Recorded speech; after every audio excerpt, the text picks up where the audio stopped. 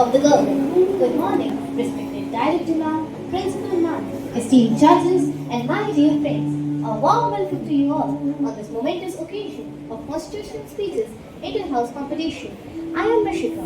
Today, we are going to witness a series of powerful speeches that will take us to the heart of our democracy, as our talented participants will present speeches from Lok Sabha. To kickstart this exciting session, our first candidate is a student who will be presenting a famous speech from the Lok Sabha. Representing Orange House, please join me in welcoming Shivansh Rajawat as they bring to life a speech from Lok Sabha and a speech by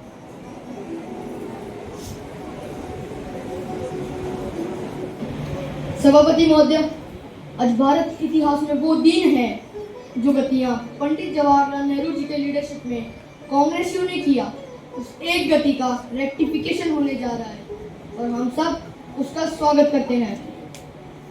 बहुत सारे लोगों ने, अध्यक्ष जी, मैं पूरी चर्चा सुन रहा था और मुझे बहुत खुशी हुआ कि बहुत सारे लोगों ने लद्दाख, लेह, करगिल का जिक्र किया, लेकिन मैं ये जानना चाहता हूँ, क्या वाकई वे लोग लद्दाख को पहचानते हैं?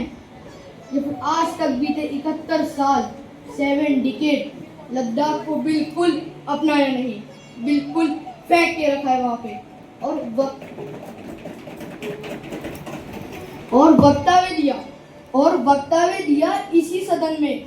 वो जमीन का टुकड़ा है जहाँ एक तिनका का घास नहीं उगते हैं। क्या ऐसे वक्तव्य देने वाले लद्दाख को समझते हैं? क्या लद्दाख की भाषा जानते हैं? क्या लद्दाख की विशेष संस्कृति को जानते हैं? क्या लद्दाख के रहन सहन, खान पान, वहाँ के ज्योग्राफिकल कंडीशन, क्लाइमेटिक कंडीशन, जो दुर्गम क्षेत्र है, क्या वो पहचानते हैं या खाली किताबें पढ़कर बोल रहे हैं? अध्यक्ष जी, लद्दाख ने पिछले 71 ईयर यूटी के लिए संघर्ष किया। हम भारत देश के अटूट अंग बनना चाहते हैं। 1948 में 4 तारीख को पहला ज्ञापन लद्दाख एसोसिएशन के प्रेसिडेंट ने पंडित जवाहरलाल नेहरू जी को दिया, तब के प्रधानमंत्री जी को। कहा कि लद्दाख को या तो सेंट्रल एडमिनिस्ट्रेशन ऐसा कुछ बनाइए या निफा एक्ट बनाइए या ईस्ट पंजाब के साथ रखिए, लेकिन किसी भी कंडीशन में कश्मीर के साथ मत रखिए, ये हमने कहा था। लेकिन जिनका सरकार था, उन्होंने हमारा सुनवाई ही नहीं किया, उन्होंने जानने का कोशिश तक नहीं किया। और कश्मीर के नीचे आज तक हमारा डेवलपमेंट, हमारा पॉलिटिकल एस्पिरेशन, हमारा भाषा, हमारा पहचान अगर रुक हुआ है तो आर्टिकल 370 और कांग्रेस पार्टी जिम्मेदार है। अध्यक्ष जी, डॉक्टर श्यामा प्रसाद मुखर्जी जैसे वीरों का, कुशल बाकुलारे जैसे महान व्यक्तियों का और थुतन सेवांग जैसे जिन्होंने लद्दाख को यह दिशा दिया कि देश के लिए आगे बढ़ना है, देश का जयकार करना है, देश के लिए मर मिटने के लिए तैयार रहना है।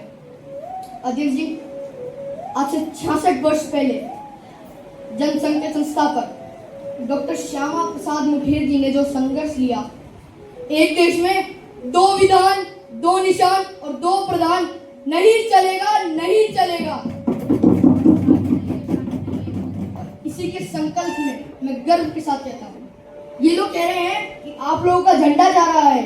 भाई साहब, आप लोगों का झंडा तो लद्दाख वालों ने 2011 में ही नकारा है। Ladakh autonomous head council association ने एक रेजोल्यूशन पास किया 2011 में। जम्मू कश्मीर का जो झंडा था, हमने उस झंडे को नकारा, हमने नेशनल एम्बलम वाला लगाया, क्योंकि हम भारत देश के अटूट अंग बनना चाहते हैं।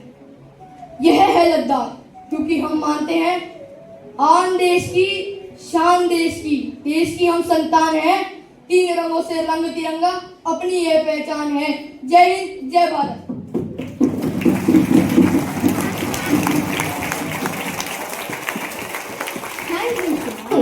As we move on to our next speaker, now I would like to call Anushka from Blue House, who will present Human Resource Development. Atal Bihari Vajpayee ji ने कहा था कि भारत कोई भूमि का टुकड़ा नहीं है, बल्कि जीता जागता राष्ट्र पुरुष है। अटल जी ने कहा था कि ये वंदन की धरती है, अभिनंदन की धरती है, ये अर्पण की भूमि है, ये तर्पण की भूमि है। इसकी नदी नदी हमारे लिए गंगा है, इसका कंकड़ वक्त एक ऐसा अड्डा बन गया है, उसको खत्म करने व बदलने का समय आया है। भारत को वक्त के खौफ से आजादी चाहिए, क्योंकि यहाँ पर ये जो पहले कांग्रेस के जमाने में बना कानून है, उसका मतलब तो यही था, खाता ना वही जो वक्फ कहे वही सही। यानी कि जहां पर कह दिया वक्फ की जमीन है, वो फिर वक्फ की जमीन हो गई। वो जिम्मेदारी उनकी नहीं है बताने की कि कैसे उनकी जमीन हो गई, लेकिन जिसकी चली गई वो बेचारा दर दर भटकता है और उसको इंसाफ भी नहीं मिलता है। मैं इसके बारे में विस्तार से बताऊंगा, लेकिन एक बार फिर कांग्रेस देश को और देश में भ्रम फैलाने का प्रयास कर रही है। एक और तो हाथ में लाल सी किताब लेकर चलते हैं, जो कहने को तो संविधान है, लेकिन संविधान नहीं है। अगर संविधान की इस कॉपी को आप देखेंगे तो आपको एहसास होगा कि बाबा साहब अंबेडकर का सपना था कि एक देश में तो एक ही संविधान चलेगा। आपने एक देश में दो विधान चलाने का काम किया है। इसलिए आपको तय करना होगा कि वक्त के साथ रहना है कि संविधान के साथ रहना है, संविधान के साथ रहना है कि वक्त के साथ रहना है, आपको तय करना होगा। और यही नहीं,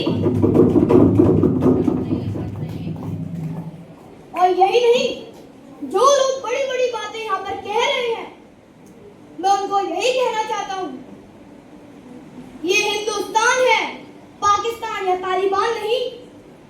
यहाँ बाबा साहब का संविधान चलेगा, काबिले का फरमान नहीं, मुगलिया फरमान नहीं चलने वाला। यहाँ पर एक नहीं बल्कि अनेक ऐसे उदाहरण देखने को मिलते हैं। माननीय सभापति जी, संशोधन बिल 2025 केवल कानून में बदलाव लाने के लिए नहीं, बल्कि एक संदेश स्पष्ट है कि एक देश में एक ही कानून चलेगा। भारत का संविधान और भारत के संविधान के ऊपर कुछ नहीं। वक्फ बोर्ड का उद्देश्य मुसलमान समुदाय के कल्याण के लिए संपत्तियों का प्रबंधन करना था, लेकिन कांग्रेस और उसके सहयोगी दलों ने इस भूमि को अपारदर्शी और एक गैर जिम्मेदार तरीके से राजनीतिक संरक्षण देते हुए एक ऐसा साम्राज्य बनाया जहां पे इन्होंने इसको अपना वोट बैंक का एटीएम बनाकर रख दिया है। 70 सालों से इन्होंने यही किया है। 1947 में भारत ने एक विभाजन देखा है, वो एक परिवार और एक पार्टी के कारण हुआ है। आज जमीन जिहाद, लैंड जिहाद के नाम पर हम दूसरा विभाजन नहीं होने देंगे, नहीं होने देंगे। एक संदेश तो देना ही चाहते हैं। मोदी जी के राज में भारत में एक कानून, एक संविधान और एक भारत रहेगा। एक संदेश यह भी है, एक है तो सेफ है।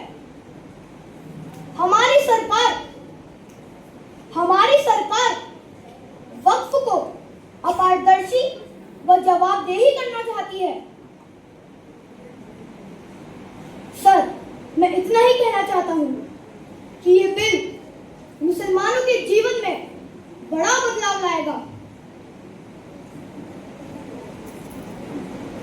हर वर्ष हजारों करोड़ कमाने का प्राविधान ये दिखाएगा। अच्छी शिक्षा, अच्छा मकान, अच्छा भविष्य देने का काम ये नरेंद्र मोदी जी की सरकार में वक्फ बोर्ड का संशोधन बिल उम्मीद के माध्यम से एक नई उम्मीद बांधकर दिखाएगा, एक नई उम्मीद बांधकर दिखाएगा। बहुत बहुत धन्यवाद।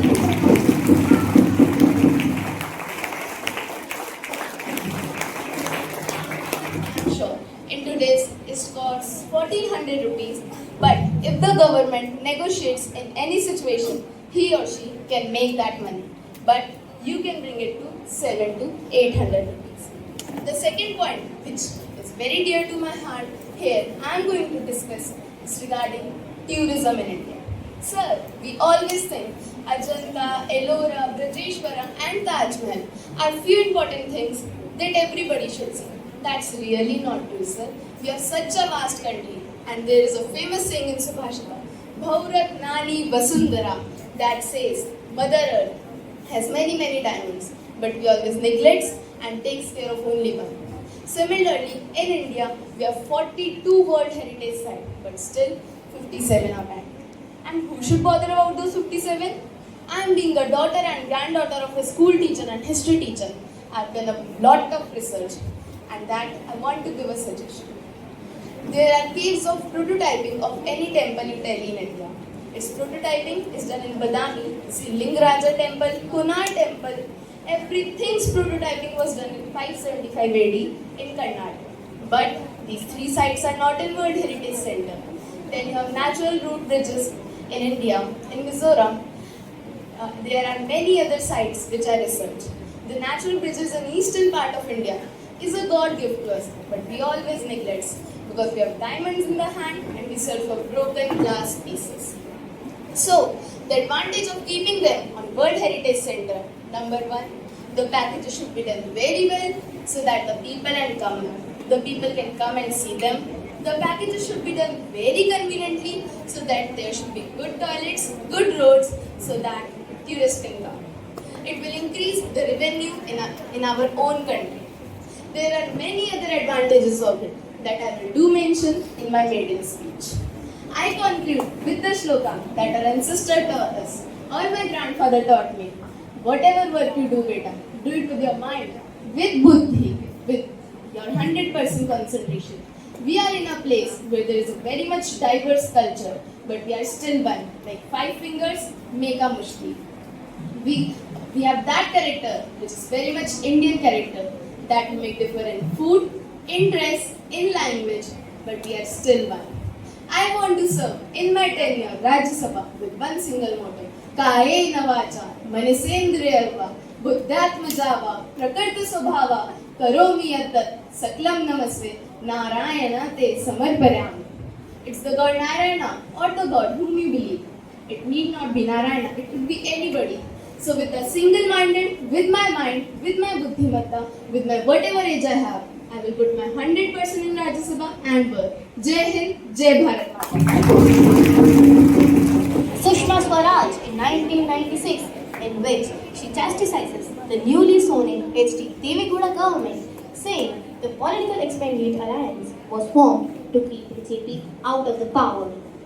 श्रीमती सुषमा स्वराज हुआ करती थी और बिखरा हुआ विपक्ष, लेकिन आज बिखरी हुई सरकार है और एकजुट विपक्ष। क्या ये दृश्य अपने आप में ही जनादेश की अवहेलना की खुली कहानी नहीं कह रहा? लेकिन अध्यक्ष जी, इतिहास में ऐसा पहली बार नहीं हुआ है जब किसी राज्य के सही अधिकारी को उसके राज्य अधिकार से वंचित कर दिया गया हो। त्रेता में यही घटना श्री राम के साथ हुई थी। तब राज तिलक करते करते उन्हें वनवास भेज दिया गया था। द्वापर में यही घटना धर्मराज युधिष्ठिर के साथ हुई थी। तब धूर्त शकुनी की दुष्ट चालों ने ये सदन चर्चा के लिए है, संयमित चर्चा के लिए है, तर्कपूर्ण चर्चा के लिए है, शांतिपूर्ण चर्चा के लिए है। मैं पिछले 40 वर्षों से इस संसद का हिस्सा रहा हूं। मैंने सरकारों को बनते और गिरते देखा है, परंतु हर बार भारत का लोकतंत्र ऐसे क्षणों में और अधिक मजबूत होकर उभरा है और मुझे विश्वास है कि इस परीक्षा में भी हमारा लोकतंत्र और अधिक बलशाली होकर निकलेगा। मैंने 40 साल आलोचना की और आज भी अधिकांश में आलोचना सुनना पसंद करता हूँ। एक कहावत है, निंदक नियरे राखिए आंगन कुटी छवाए, अर्थात निंदा करने वाले को पास में रखना चाहिए। चापलूस पास रहेगा तो बिगाड़ देगा, परंतु निंदक पास रहेगा तो वो बिना पानी और साबुन के ही सफाई करता रहेगा। अध्यक्ष महोदय, सुब्रमण्यम भारती की एक कविता है, 30 कोटि। उस समय देश की आबादी करीब 30 करोड़ थी। 30 कोटि मुखमंडल वाली है मेरी माँ। एक है उसकी काया और आत्मा। भाषाएं बोलती है वो 18, किंतु एक है उसका चिंतन। अध्यक्ष महोदय, मुझ पर आरोप लगा रहे हैं और यह आरोप मेरे हृदय में एक बहुत ही गहरा घाव कर गया। आरोप ये है कि मुझे सत्ता का लोभ हो गया है और पिछले 10 दिनों में मैंने जो भी किया वो इस सत्ता के लोभ में आकर किया। लेकिन मैं अभी थोड़ी देर पहले ही इस बात का उल्लेख कर चुका हूँ कि मैं सत्ता में पिछले 40 वर्षों से हूँ। सदस्यों ने मेरा व्यवहार देखा है, मेरा आचरण देखा है और हमने आज तक कभी भी सत्ता के लिए कोई अनैतिक कार्य नहीं किया। अध्यक्ष महोदय, सरकार तोड़कर, गठबंधन कर अगर सत्ता हाथ में आती तो ऐसी सत्ता को मैं चिमटे से भी छूना पसंद नहीं करता। भगवान श्री राम ने कहा है कि वो मृत्यु से नहीं डरते थे, अगर डरते थे तो बदनामी से डरते थे। जब राष्ट्रपति ने मुझे बुलाया, सरकार बनाने के लिए बुलाया और कहा कि कल मेरे मंत्रियों का शपथ विधि होना चाहिए, तो क्या मैं मना कर देता, भाग जाता, पलायन हो जाता, जनता का जो विश्वास अर्जित किया है उसे खो देता? हम भी देशभक्त हैं और अपने ढंग से देश की सेवा के कार्य में जुटे हुए हैं तथा राजनीति में अपना स्थान बनाए रखने का प्रयास कर रहे हैं। इस प्रयास के पीछे 40 वर्षों की साधना है। ये कोई आकस्मिक जनादेश या चमत्कार नहीं है, इसके पीछे मेहनत है, संघर्ष है। पार्टी 365 दिन चलने वाली पार्टी है, ना कि कुकुरमुत्ते की तरह चुनाव में खड़े होने वाली पार्टी। देश में ध्रुवीकरण करना मना है, ना सांप्रदायिक आधार पर, ना जातीय आधार पर, ना राजनीति का 2 खंभों में बंटवारा होना चाहिए, जहां संवाद ना हो, जहां चर्चा ना हो। आज देश संकटों से घिरा हुआ है और ये संकट भी हम ही ने पैदा किए। लेकिन जब सरकार को इन संकटों को समाप्त करने के लिए हमारी आवश्यकता पड़ी, तब हमने सरकार की मदद की है। पिछले 40 वर्षों का मेरा ये राजनीतिक जीवन एक खुली किताब है। आप सारा देश अकेले चलाना चाहते हैं, बड़ी अच्छी बात है, हमारी शुभकामनाएं आपके साथ हैं। हम भी देश के कार्य में जुटे रहेंगे। हम क्षमता बल के आगे अपना सर झुकाते हैं और ये प्रण लेते हैं कि जब तक आपके द्वारा लिया गया कार्य राष्ट्रीय उद्देश्य पूरा नहीं कर लेता, तब तक हम आराम से नहीं बैठेंगे, तब तक हम विश्राम से नहीं बैठेंगे। अध्यक्ष महोदय, मैं अपना त्याग पत्र राष्ट्रपति महोदय को देने जा रहा हूँ। धन्यवाद।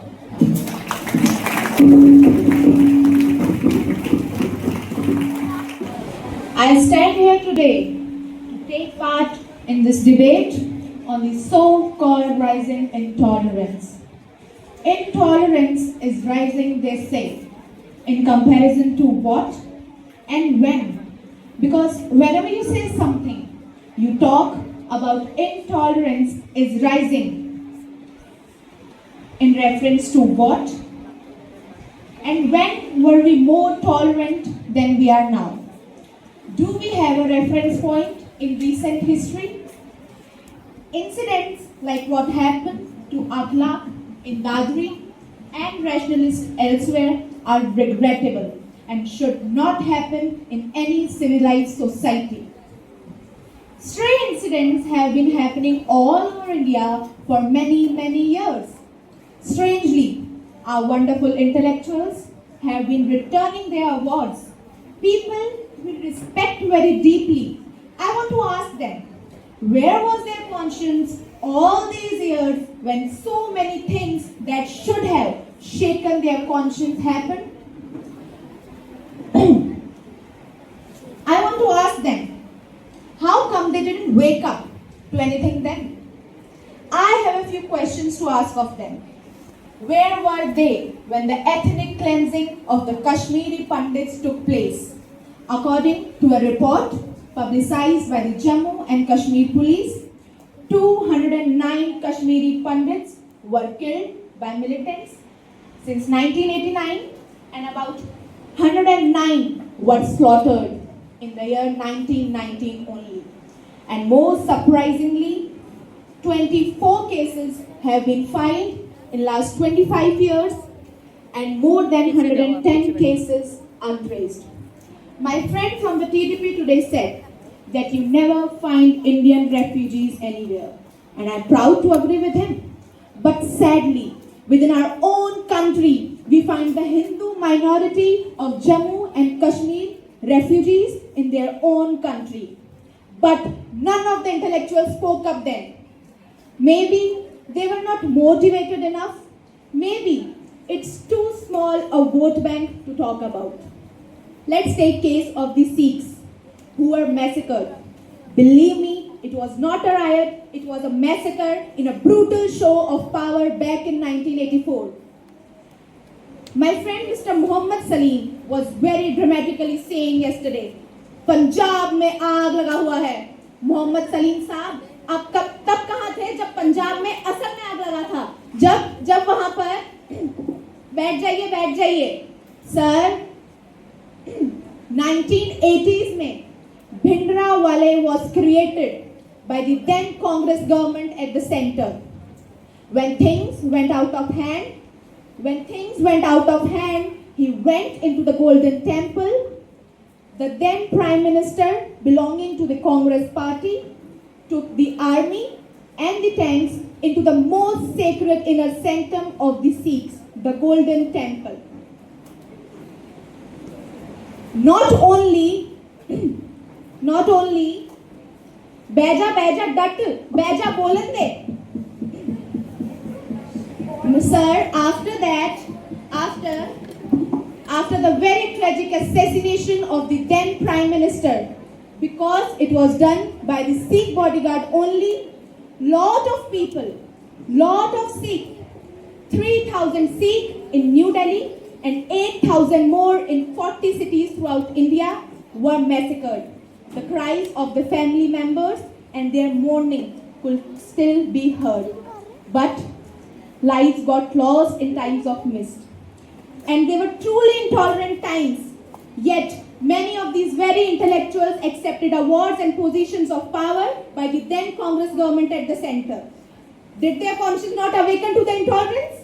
Or were the Sikhs again too small a vote bank to talk about? No, I question this so-called intolerance. Thank you.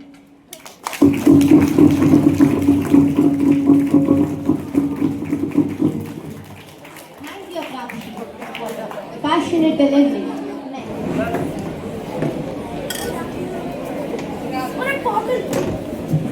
सदन की मर्यादा के विरुद्ध यहाँ पर बातें हो रही हैं और किस प्रकार से गुमराह किया जा रहा है पूरे देश को। अयोध्या में 3 प्रकार की परिक्रमाएं होती हैं, पंचकोसी, 14 कोसी और 84 कोसी। इस परंपरा के अनुसार 84 कोसी परिक्रमा इस देश के संतों ने प्रयागराज महाकुंभ के अवसर पर 10,000 संतों ने तय की थी और इसी के अनुसार परिक्रमा यात्रा का कार्यक्रम तय हुआ था। महोदय, मैं स्पष्ट कर देना चाहता हूँ कि अयोध्या में श्री राम जन्मभूमि पर जिस उच्चतम न्यायालय ने 25-30 किलोमीटर दूर बस्ती जनपद के मकोड़ा नामक स्थान से, जहां महाराज दशरथ ने पुत्रेष्टि यज्ञ करवाया था, वहां से इस परिक्रमा यात्रा को प्रारंभ होना था और वह शुद्ध धार्मिक यात्रा थी जिसमें किसी राजनीतिक दल का कोई हस्तक नेता नहीं होना था और बिल्कुल 200 से 250 संतों को इस यात्रा में चलना था और 13 सितंबर तक ये 20 दिन की यात्रा है। लेकिन जिस प्रकार से ये देखा गया है कि लगभग 2000 से अधिक संतों को जेल के अंदर बंद कर दिया गया और उन्हें पूरी तरह से अपमानित किया गया है।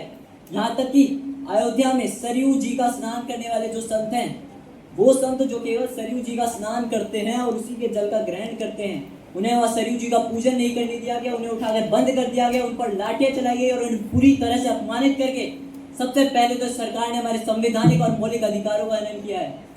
दूसरा, जहाँ तक स्थगन आदेश की बात है, मैं याद दिलाना चाहूँगा इस देश के अंदर सेक्युलरिज्म के नाम पर राजनीति करने वाले उन सभी दलों को कि 1994 में कांग्रेस नेतृत्व की सरकार ने सुप्रीम कोर्ट में एक शपथ पत्र दिया था और यह कहा था कि अगर यह तय हो जाता है कि अयोध्या में विवादित जो ढांचा है वह ढांचा किसी हिंदू मंदिर या स्मारक को तोड़कर बनाया गया है तो हिंदू भावना रूप कार्य होगा।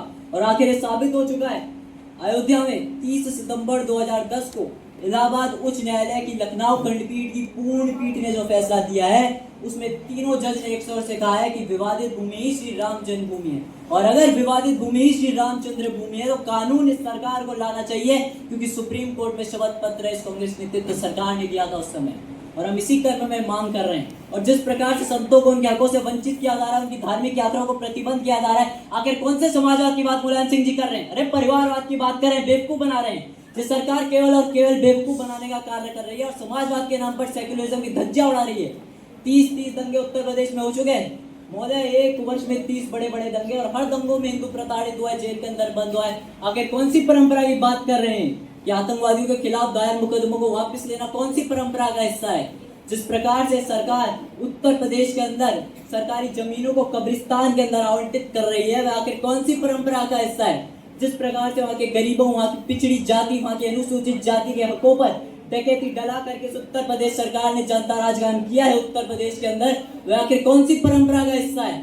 और इसीलिए मैं आज आपके इस माध्यम से आपसे अनुरोध करना चाहूंगा कि उत्तर प्रदेश सरकार ने उत्तर प्रदेश के अंदर हमारे धार्मिक भावनाओं का अपमान किया है, हमारे संतों का अपमान किया है, और इसीलिए सरकार के रहने का कोई अधिकार नहीं होना चाहिए और इस सरकार को तत्काल बर्खास्त कर देना चाहिए। धन्यवाद।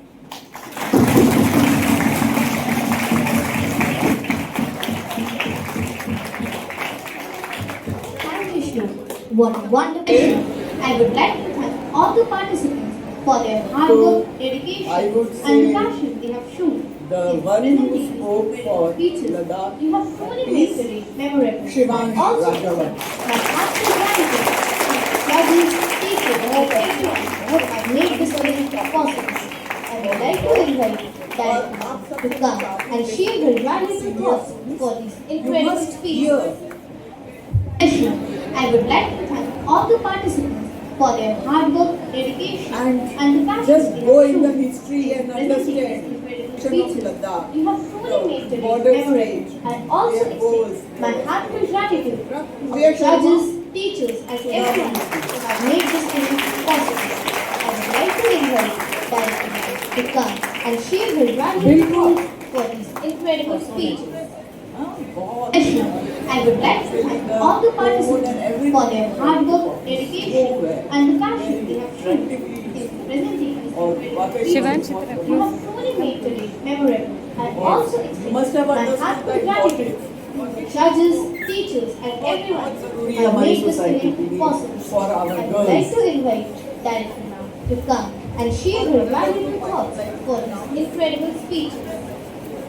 I would like to thank all the participants for their hard work, dedication, and the passion they have shown in presenting speeches. You have truly made the event memorable. I also extend my heartfelt gratitude to the judges, teachers, and everyone who have made this event possible. I would like to invite पूरे Director देश to को come हिला दिया and था share and her again valuable that is thoughts why the for country these brought incredible him back. speeches. This was I would like to thank all the participants And then for their hard work, I would dedication, like to and the call passion they Kanishka have shown Singh, in presenting Sushma Swaraj. speeches. You have truly made the memorable. I also extend my heartfelt gratitude to the judges, teachers, and everyone who have made this event possible. I would like to invite Director now to come and share her valuable thoughts for these incredible speeches. Sanskrit, I would like to thank all the participants for their But hard work, those dedication, who are not and here, passion I they would have not, shown in presenting these incredible speeches. I would You have not, truly I made would the day also memorable. appreciate I their also effort. extend The my difference heartfelt was gratitude very, very to the slight. judges, teachers, So it and is everyone evident who have made this you event very well. possible. You I would did like to very invite well. Director And to come and share I her hope valuable their thoughts effort also. for these incredible